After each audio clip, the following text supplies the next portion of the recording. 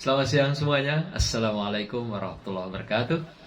Saudaraku, dimanapun Anda berada, pada kesempatan siang ini kita dapat bertemu lagi dalam silaturahim dakwah digital berupa kajian-kajian tentang para ulama sufi, ya. Sufi yang menekuni dunia zuhud, yang tentunya sudah banyak kita kenal. Dan sudah berapa hari kita sampaikan kisah-kisah inspiratif dari para sufi ini. Karena para sufi kita tahu bahwa beliau sangat memberikan sebuah spirit kehidupan bagi kita semua di dalam memantapkan, mendekatkan diri kita kepada Allah Subhanahu wa taala. Hari ini saya akan berkisah mengungkap tentang seorang sufi yang bernama Sayyidah Nafisah. Sayyidah Nafisah adalah seorang sufi perempuan yang beliau adalah berasal dari Madinah, dan beliau adalah seorang sufi yang cukup unik, yang sangat mencintai lingkungannya, mencintai semua makhluk, burung-burung, hewan-hewan, dan sebaliknya hewan pun cinta dengan dia. Inilah seorang Umi Sayyidah Nafisah. Yang bernyawa pasti akan mati. Apa yang kau bawa saat menghadap Ilahi? Jangan ditanyakan kapan engkau akan mati. Andai kematian, apakah siap diri? Andai kematian, apakah siap diri? Selamat siang semuanya. Umi Sayyidah Nafisah lahir di sebuah kota Madinah. Beliau adalah seorang figur tasawuf perempuan yang seringkali menjadi simbol cinta yang murni, yang mahabbah pada Allah Subhanahu wa taala. Dan beliau juga mempunyai kekuatan batin yang luar biasa, serta karomah yang dimiliki di sepanjang hayatnya. Sehingga karomah dari Umi Sayyidah Nafisah ini bisa melampaui jagat raya, gitu ya. Sehingga dia dicintai oleh semua makhluk, sampai juga hewan-hewan. Seorang Umi Nafisah atau Sayyidah Nafisah ini juga seorang yang dikenal dengan At-Tahirah, yaitu wanita yang suci, yang menggabungkan dalam perspektif ilmu fikih yang luar biasa, demikian juga kemuliaan akhlak. Dan beliau adalah seorang yang terkenal dengan ahli hadis. Banyak sekali ilmu hadis yang dimilikinya dan dikuasai dengan baik. Bahkan seorang Imam Syafi'i itu sering belajar dengan beliau. Datang ke rumah Umi Sayyidah Nafisah ini, minta doa, minta petunjuk, bahkan juga belajar tentang ilmu hadis, sampai pada akhirnya beliau jadi orang yang terkenal.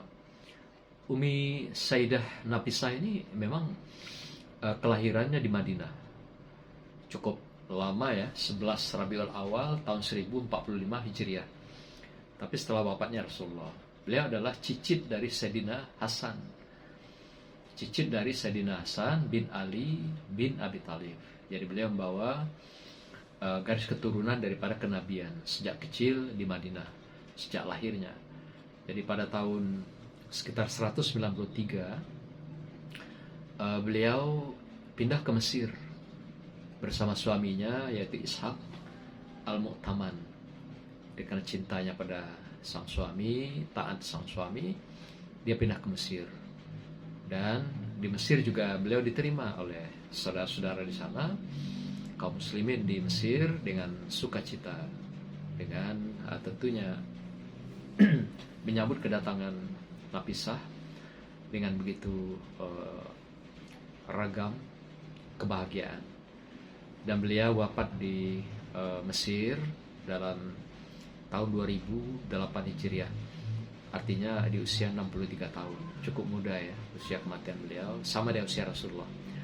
Ya ukuran hari ini tidak muda, sudah melebihi dari setengah abad ya. Apalagi wanita sekarang kan harapan hidupnya cukup tinggi, yaitu 75 tahun.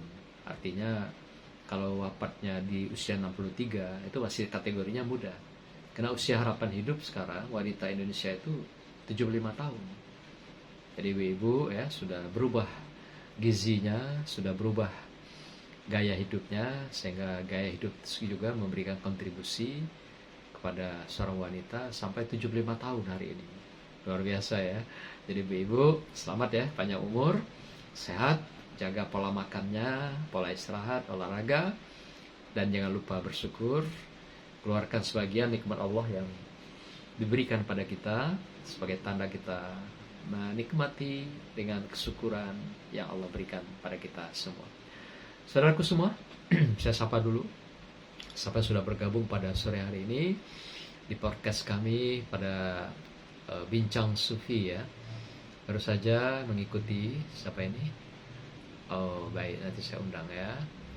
Ada Bambang, makasih Mas Bambang yang sudah bergabung kesempatan ini.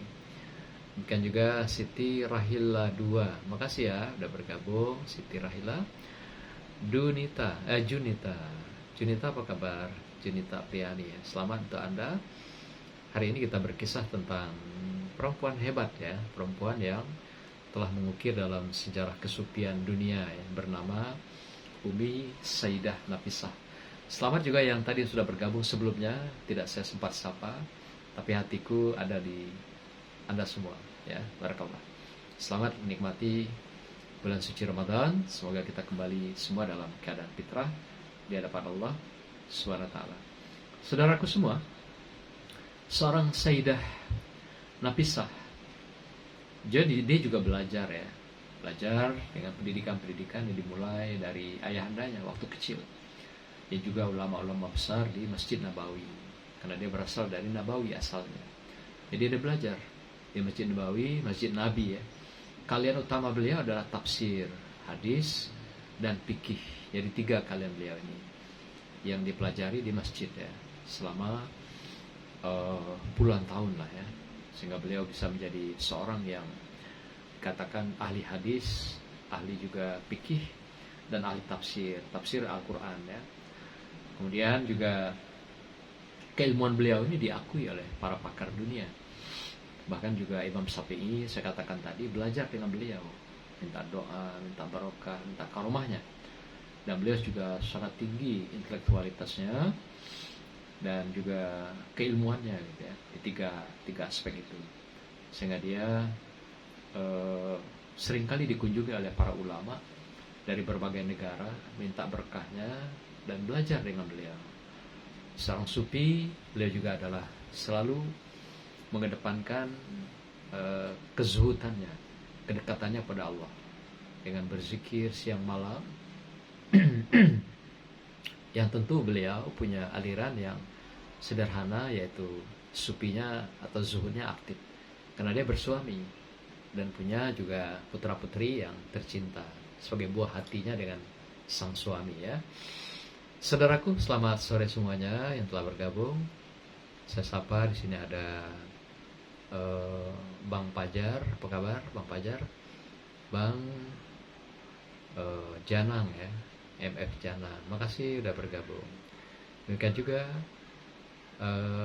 saya sapa ada sini 2085 live viewers with 401 244 in promote. Oh, thank you ya. Ini dari TikTok ya. Siti Rahila 2 masih bergabung ya. Oke, kita diskusi ya nanti. Kita bicara tentang sufi perempuan yang sangat inspiratif. Baik, kita dengarkan dulu musik berikut.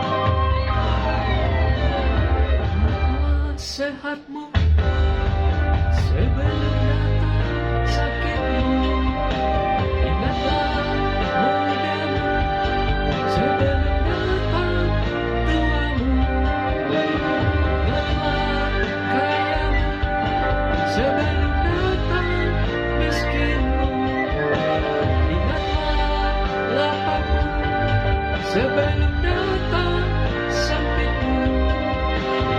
Ingat hidupmu sebelum datang matimu. Kuatkan ilmu dan iman, mohonkan rahmat. Kuatkan amalmu agar mendapat berkah. Kuatkan ikhlasmu agar membuka nikmat. Subhanallah ya. Ingat kematian saudaraku semua. Itu lagu yang saya tulis sekitar 15 tahun yang silam, kematian. Ingatlah setiap saat kita akan menemui kematian. Ingat 5 hal kata Rasulullah, diantaranya adalah sehatmu sebelum datang sakitmu, dan lapangmu sebelum datang sempitmu. Yang lebih prinsip, hidupmu sebelum datang matimu. Barakallah ya. Saudaraku semua, seorang Umi Sayyidah Nafisah memiliki zikir-zikir dalam kesupiannya yang luar biasa. Di antaranya zikir yang selalu beliau panjatkan sebagai muraqabah, mendekatkan diri kepada Allah, adalah istighfar. Dan juga demikian istighraq. Istighfar adalah astaghfirullahalazim. Itu beliau satu hari semalam tidak kurang dari 24.000 ya, yang dilakukan lantunan istighfar itu. Ada yang secara sir, ada juga dengan zihar.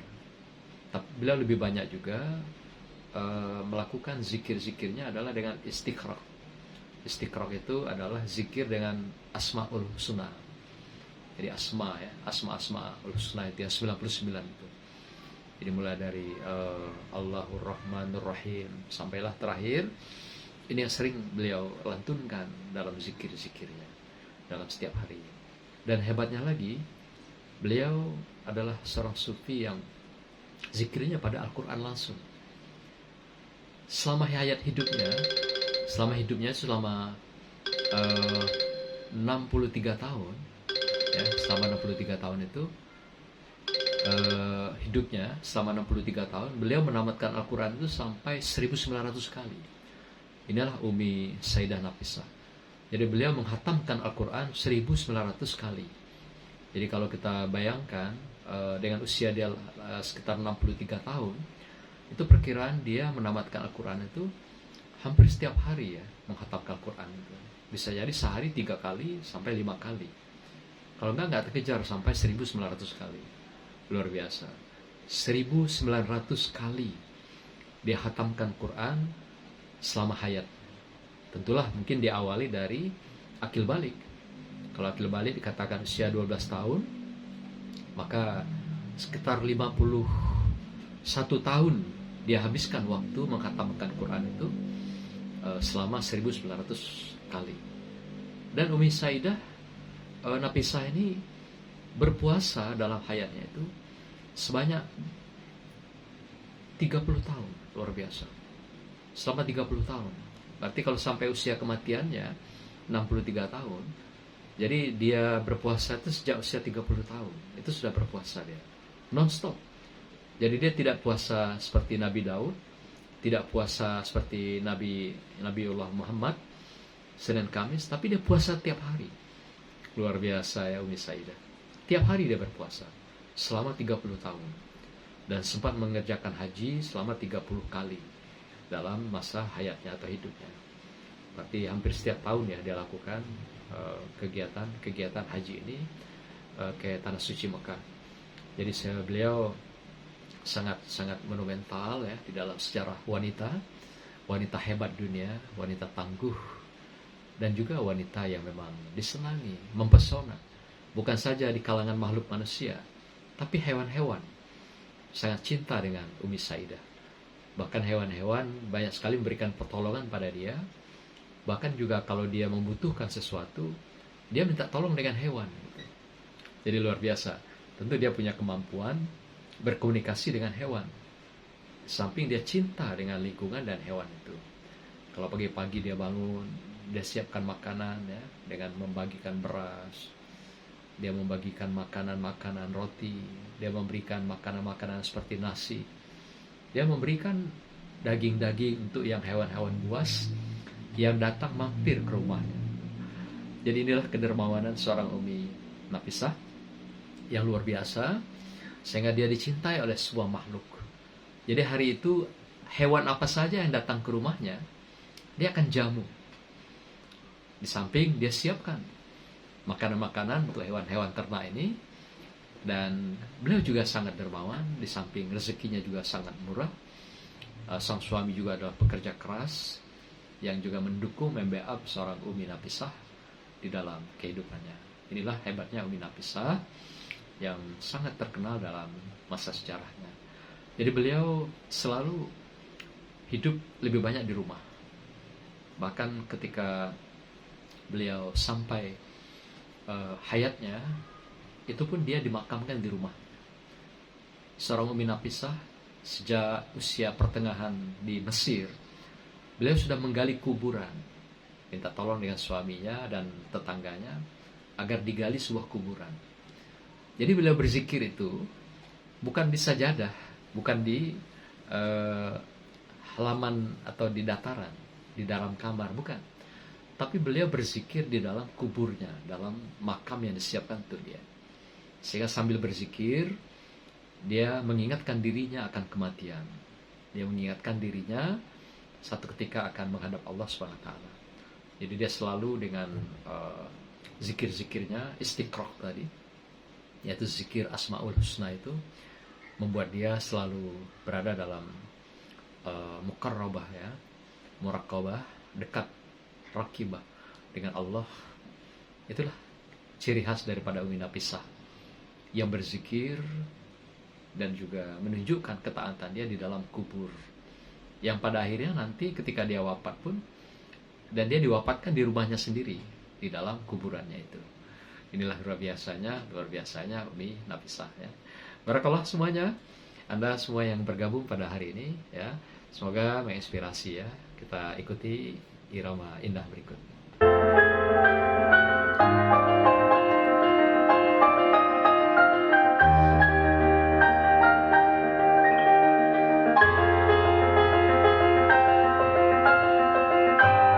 Selamat sore saudaraku. Ada di sini Siti Rahma masih bergabung ya. Makasih ya Siti Rahma, barakallah. Asnawi, Mbak Asnawi, makasih. Asnawi Ahmad, barakallah. Demikian juga Tisna Jaya, makasih ya sudah bergabung pada kesempatan ini ya.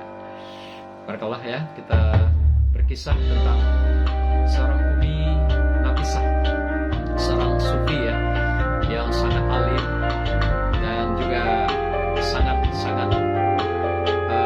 tawadu dan dermawan.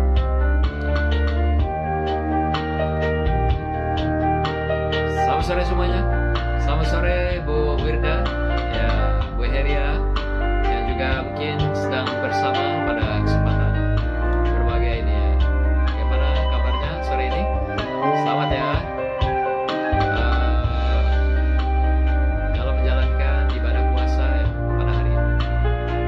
Siti Rahma, Siti Rahila, makasih ya masih bergabung.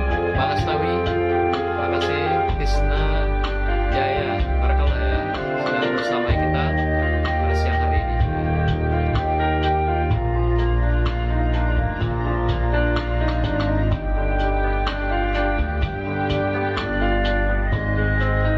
Baik saudaraku semuanya,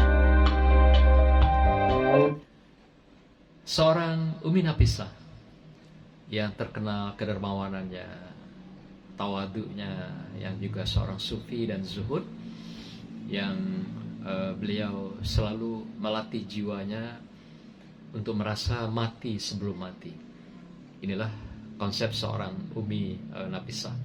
Jadi beliau berzikir setiap hari berada dalam sebuah kuburan makam. Jadi beliau mencoba mendudukkan dirinya mati sebelum mati. Mitu qabla haza, jadi mati sebelum mati.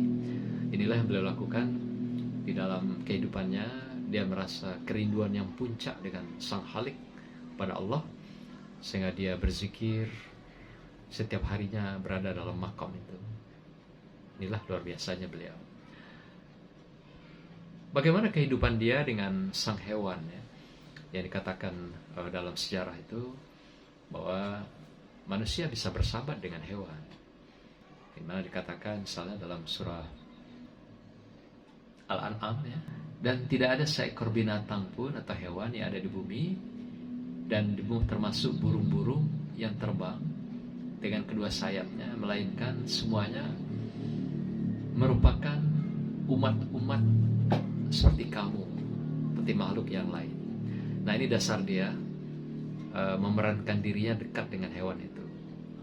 Jadi apa yang katakan Allah dalam surah Al-An'am ayat 38 ini, tidak ada satu makhluk pun, hewan pun, apakah yang bersayap, yang tidak, yang buas, yang jinak, yang bertulang, yang tak bertulang, semuanya itu adalah merupakan makhluk-makhluk.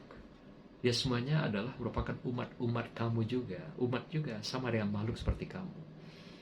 Hanya bedanya mereka dalam bentuk dan komunitas yang berbeda dengan kita. Tapi intinya semua itu adalah umat-umat, kata Allah. Inilah yang mendorong Umi Nafisah mencintai semua makhluk itu. Dia dekat dengan semua makhluk, buas. Demikian juga hewan-hewan yang bersayap atau tidak. Bahkan Umi Nafisah acap kali, selain dia memberikan pertolongan pada hewan, makan, minum. Jadi di rumahnya itu disiapkan ada tempat makanan, tempat minum hewan-hewan yang datang berkunjung ke rumahnya. Jadi dia tidak masuk hutan, dia tetap di rumahnya, tapi dikunjungi oleh hewan-hewan itu. Nah, begitulah dekatnya dengan hewan-hewan yang menjadi sahabatnya Umi Nafisah ini. Semua hewan, tidak pandang bulu hewan apapun. Mulai dari pagi dia siapkan makanan-makanan itu, dia letakkan. Nah, demikianlah. Satu ketika Umi Nafisah jatuh sakit. Lalu sang suami sedang tidak di tempat waktu itu, sedang keluar kota, dia sendirian di rumah. Nah, hebatnya dia minta tolong hewan-hewan ini, minta panggilkan seorang tabib untuk dibawa ke rumahnya, menjenguk dia, membantu dia yang sedang sakit. Luar biasa ya. Hewan ini disuruh mendatangi seorang tabib. Kalau dalam kisah itu disebutkan ada kucing, ada juga burung yang tidak menakutkan manusia. Kalau hewan buas tentu takut nanti orang ya. Nah, ternyata seperti hewan-hewan kucing ini datang mendatangi tabib, kemudian juga burung-burung membayangi, mendampinginya. Itu datang ke tempat tabib, dan tabib datang ke tempat dia. Dan orang sekitarnya tahu bahwa Umi Nafisah ini sangat cinta dengan hewan. Dan orang tahu kedekatan itu, orang tidak heran. Jadi ketika hewan-hewan ini datang minta tolong kepada seorang tabib, tabib mengerti. Oh, ini adalah suruhan dari Umi Nafisah. Datanglah tabib ke rumah Umi Nafisah mengobati sang Umi gitu. Begitulah persahabatan yang begitu indah yang terjadi antara Umi Nafisah dengan hewan-hewan ternak di sekitar rumahnya ini. Jadi hebatnya lagi, satu ketika kalau dia sedang berzikir, pada zikir itu kan ada dari sir juga dalam hati. Ada juga zikirnya itu dengan zihar, dengan suara. Nah, saat dia berzikir ini tidak satu pun suara hewan itu bersuara. Suara jangkrik malam hari ya, biasanya ada gitu. Atau juga suara-suara ayam berkokok, itu tidak ada. Suara-suara misalnya hewan buas yang melonglong di malam hari, tidak ada. Suara burung apa segala macam, tidak ada. Dan burung hantu kalau macam-macam berkicau di malam hari, tidak ada. Semua tenang, hening. Mendengarkan, seakan-akan mengikuti vibra ya. Vibra getaran hati zikirnya Umi Nafisah ini yang langsung sinyalnya kepada Allah. Jadi mereka ikut menikmati sinyal itu. Subhanallah. Inilah zikir seorang sufi Umi Nafisah. Jadi mereka mengikuti vibranya, zikirnya Umi Nafisah itu. Itu tadi zikirnya istighfar dan istiqrar, yaitu dengan Asmaul Husna yang beliau lantunkan beribu-ribu jumlahnya sebagai ungkapan cinta pada Allah. Belum lagi dia melantunkan Al-Quran sampai tadi dikatakan 1900 kali dia menamatkan atau menghatamkan Al-Quran. Bayangkan kalau kita 1900 kali, mungkin nggak keluar rumah lagi ya. Nah, tapi secara Umi Aisyah mungkin karena bacanya cepat sekali, lancar, maka dia tidak terlalu sulit menamatkan sampai 1900 kali khatam Quran. Subhanallah ya.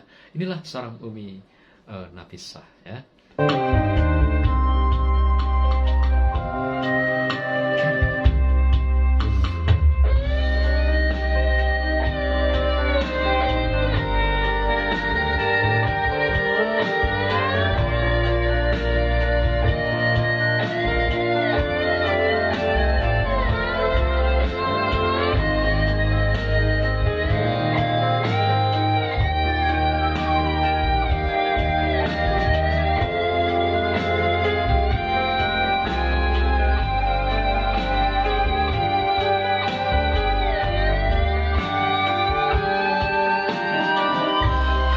Selamat sore semuanya, saudaraku, dimanapun Anda berada.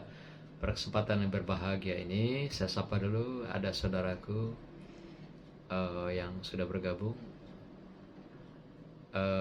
Siapa ini? Mbak Siti Rahila masih bergabung ya. Makasih ya. Mbak Baria, makasih. Umi Baria, makasih. Keza, thank you ya, udah bergabung. Siti Rahila. Oh, ini memang kisah perempuan ya, perempuan hebat dalam dunia kesupian ya. Anda boleh belajar dari seorang Umi Nafisah ya.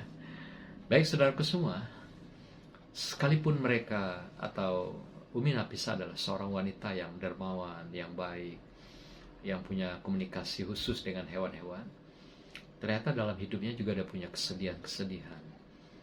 Setiap kita pasti punya sukacita dan juga duka lara, kesedihan. Demikian juga Umi Nafisah di dalam hidupnya juga tidak sedikit mengalami kesedihan-kesedihan ini ya. Sapa dulu, terima kasih yang sudah memberikan hati cinta untuk kisah-kisah inspiratif siang ini. Ada siapa ini?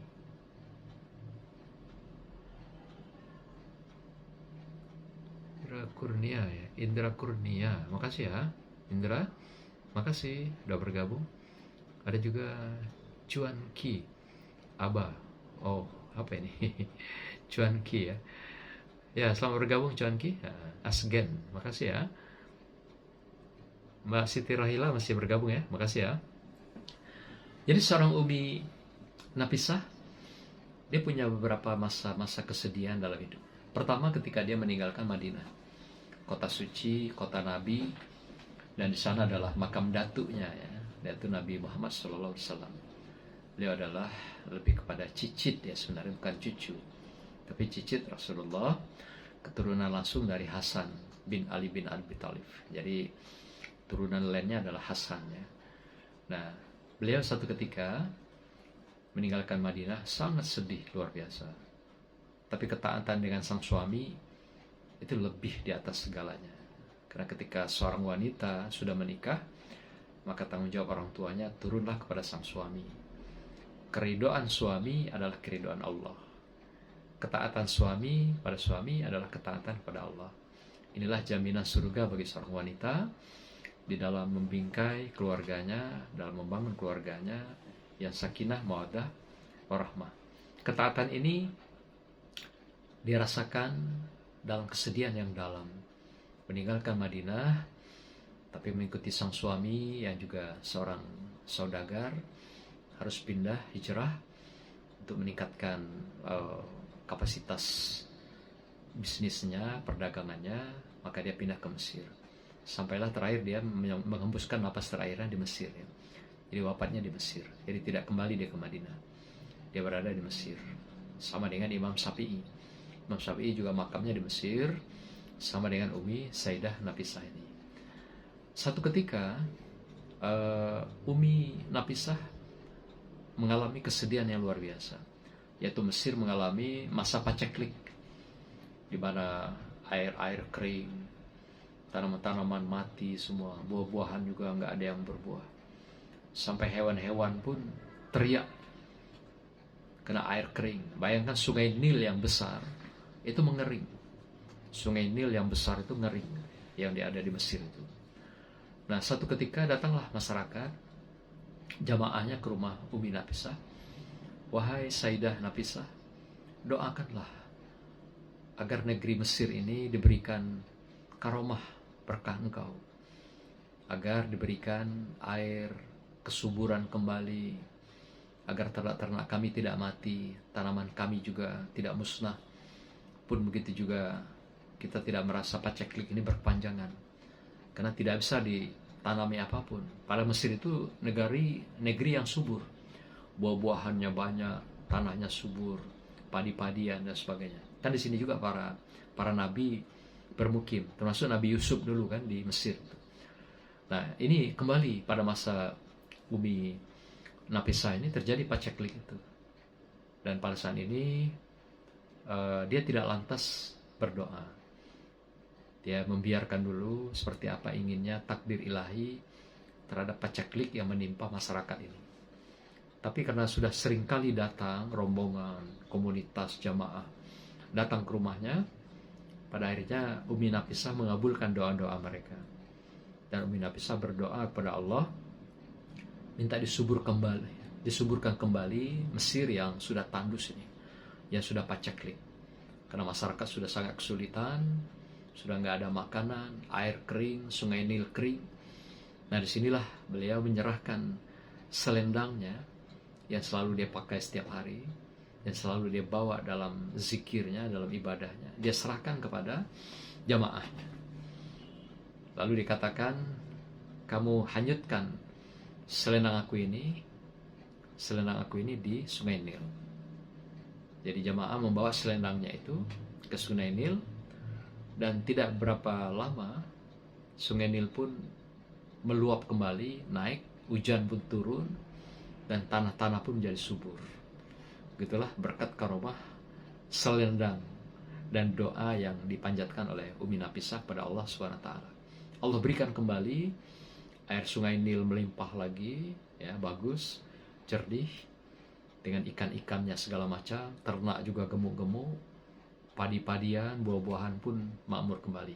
Inilah berkah seorang Umi Nafisah yang berada di tanah Mesir.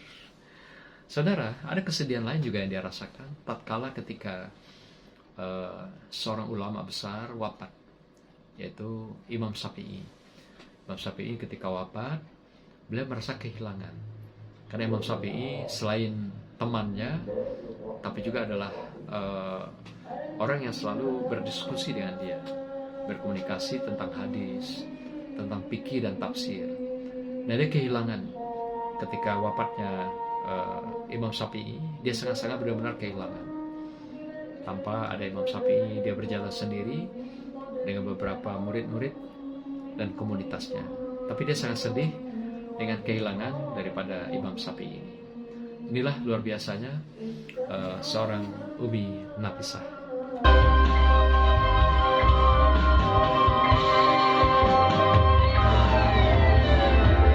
Selamat siang saudaranya, saudaraku semuanya, dimanapun Anda berada. Saya sapa ada di sini Bang Husnan ya, makasih. Ustadz Zainal, wah subhanallah. Apa kabar Ustadz? Sehat ya? Samping keluarga tercinta dan anak-anak ya. Ustadz Zainal udah lama gak ketemu nih. Barakallah, salam rindu ya untuk Anda dan keluarga. Ada juga Ail ya. Ail ya. Apa ini? Ail ya. Oh, sudah bergabung. Makasih ya. Celoteh Datuk. Wah, Datuk apa ini? Datuk R ya. Makasih ya. Sudah bergabung. Celoteh. Aang Azhari. Makasih Bang Aang sudah bergabung dalam kisah-kisah inspiratif para sufi. Hari ini kita berkisah tentang Umi Sayyidah Nafisah ya. Seorang yang sufi yang sangat cinta dengan hewan dan hewan pun cinta dengan dia. Setiap hari dia memfasilitasi makanan, minuman bagi hewan-hewan. Baik hewan buas, hewan yang bisa terbang, hewan yang melata dan sebagainya. Setiap yang datang ke rumah Umi Nafisah mendapatkan makanan hari itu, dapatkan jamuan. Inilah luar biasanya seorang Umi Nafisah yang sangat-sangat inspiratif pada masanya. Saudaraku, Umi Nafisah juga punya karomah-karomah yang luar biasa. Dan karomah-karomah ini ditunjukkan dalam kehidupannya kepada sahabat-sahabatnya, pada murid-muridnya. Suatu ketika Umi Aisyah pernah mendatangi seorang gadis yang lumpuh. Anaknya cantik, cerdas, tapi dia lumpuh. Umi Nafisah kasihan sekali. Sayang, anak ini pintar, cantik, cerdas, tapi dia lumpuh, ditakdirkan qadarullah. Nah, oleh Umi Nafisah didoakan, lalu dia berwudu. Setelah wudu dia sholat, lalu air wudu itu dia usapkan kepada tubuh anak. Bahkan sisa air itu disuruh dimandikan pada anak. Alhamdulillah qadarullah, barokah karomah Umi Nafisah, wanita lumpuh ini bisa sembuh, bisa normal kembali, dan menjadi seorang wanita yang juga menjadi muridnya. Jadi seorang sufi juga yang besar ya, seorang wanita yang cantik ini jadi muridnya dari Umi Nafisah. Nah, begitulah karomahnya seorang Umi Nafisah ya, yang membantu seorang wanita lumpuh menjadi sehat, dan anak ini menjadi murid setianya di sepanjang hayatnya ya. Saudaraku, saya sapa ada di sini Bariah, Ibu Bariah, makasih ya sudah bergabung. Ada juga Bang Arpan 123 ya, sudah bergabung, makasih. Ada juga Febri Rezeki, terima kasih sudah bergabung. Ada juga Bang Aang ya, masih setia, makasih Bang Aang. Dalam kisah inspiratif sufi ya, hari ini kita bicara sufi perempuan. Nah, ada lagi yang lain ya, selain tadi seperti misalnya Sungai Nil yang kering.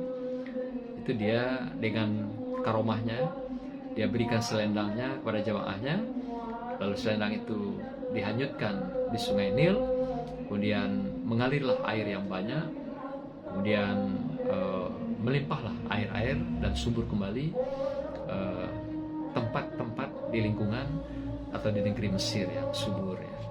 Ada juga karomah lain, malam hari ketika dia berzikir, istiqra dan istighfar di dalam kubur, dia akan berzikir dalam kubur itu Umi ini.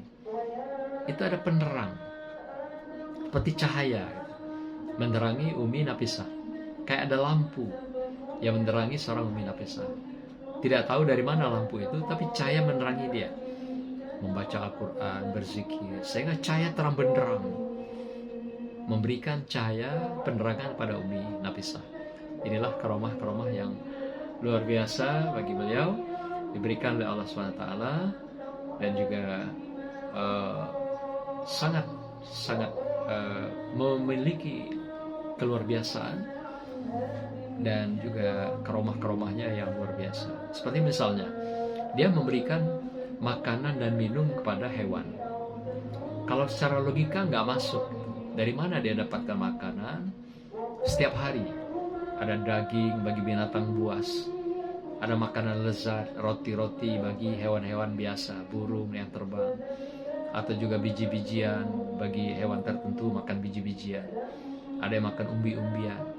Tapi di rumah Umi Nafisah semua itu lengkap. Setiap hari mulai pagi dia siapkan fasilitas itu untuk makanan hewan, dengan air minumnya, makanan lezat, minuman lezat bagi hewan-hewan ini. Sehingga hewan-hewan ini merasa surga betul di rumah Umi Nafisah, merasa at home. Jadi kalau setiap hari itu di rumahnya itu berkumpul hewan-hewan yang bersilaturahim dan minta makan dengan Umi Nafisah. Dan inilah berkah karomah Umi Nafisah, makanan itu tiba-tiba ada gitu, sesuai dengan kebutuhan hewan-hewan yang disiapkan oleh Umi Nafisah untuk mereka gitu.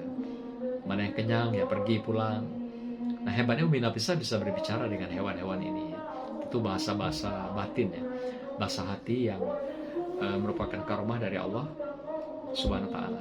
Inilah luar biasanya seorang Umi Nafisah yang punya ketajaman basirah ya, ketajaman batin, ketajaman pikir, hati, yang bisa melihat semua keindahan dunia, semua keadaan dunia, bahkan bisa menembus sampai kepada gelombang suara hewan gitu. Nah jadi rumahnya tuh kayak pasar tiap hari, menjadi tempat berkumpulnya hewan-hewan. Walaupun buas, tapi nggak buas gitu. Mereka datang baik-baik, sambil minta makan, kemudian pulang dengan baik-baik juga. Begitulah seorang Umi Nafisah, barakallah ya. Tapi yang jelas bahwa beliau adalah punya sikap-sikap yang sangat tawadu dan tidak mau menunjukkan kehebatannya.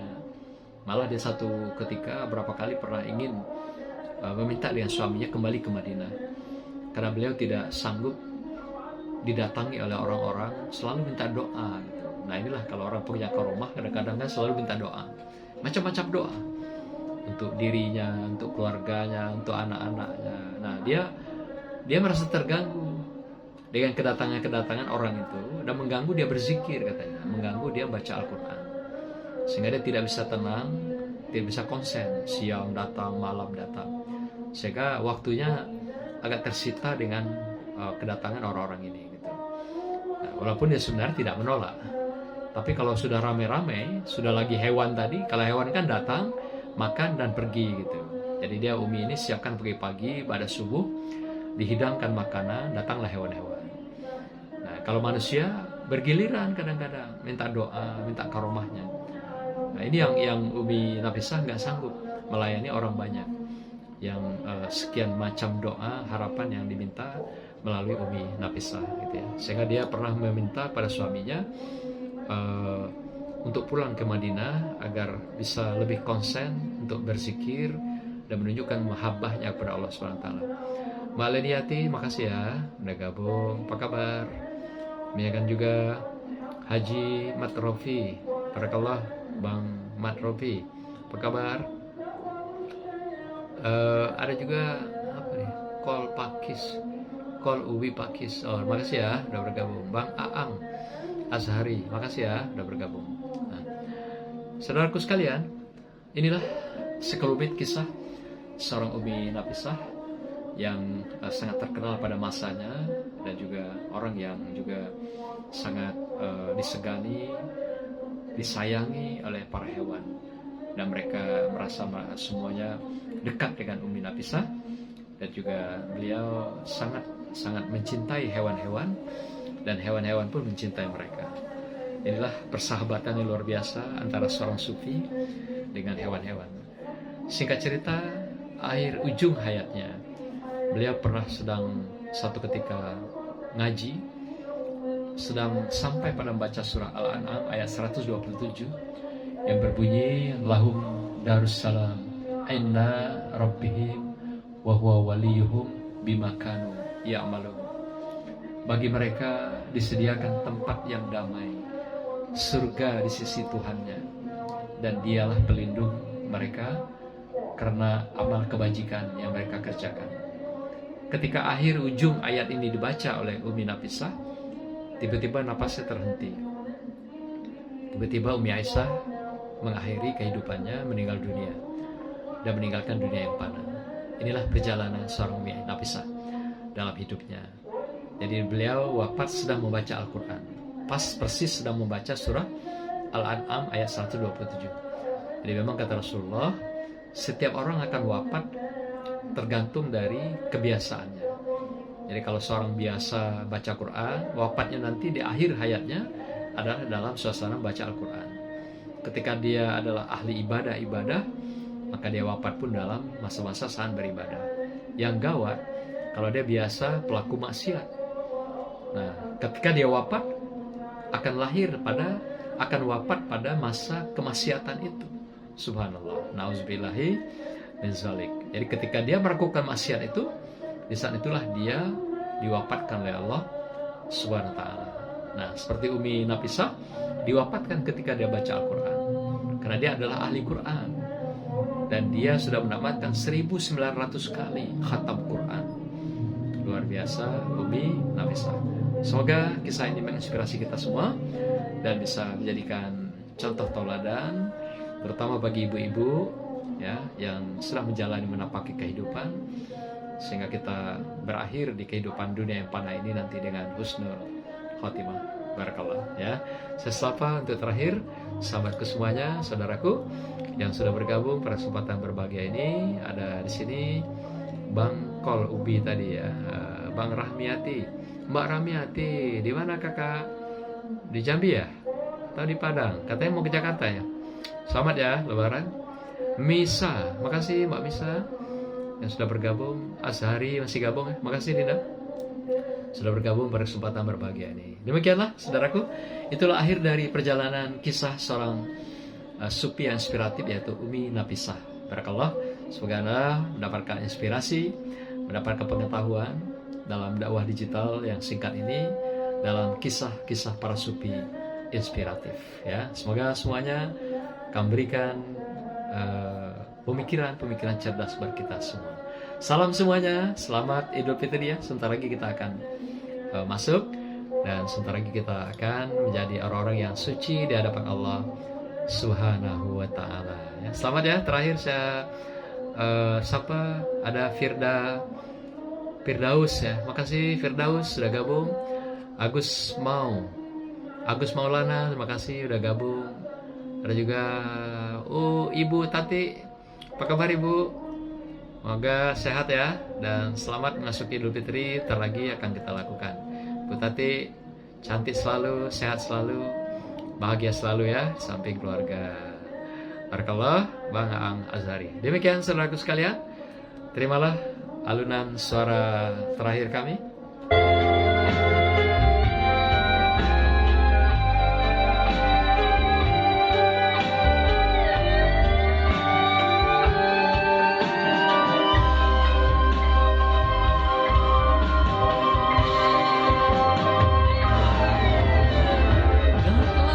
Sehatmu sebelum datang sakitmu, ingatlah mudamu sebelum datang tuamu, ingatlah kayamu sebelum datang miskinmu, ingatlah lapangmu sebelum datang sempitmu. Ingat hidupmu sebelum datang matimu. Kuatkan ilmu dan iman di dada. Kuatkan amalmu agar mendapat berkah. Kuatkan ikhlasmu agar terbuka nikmat. Kuatkan ikhlasmu agar terbuka nikmat.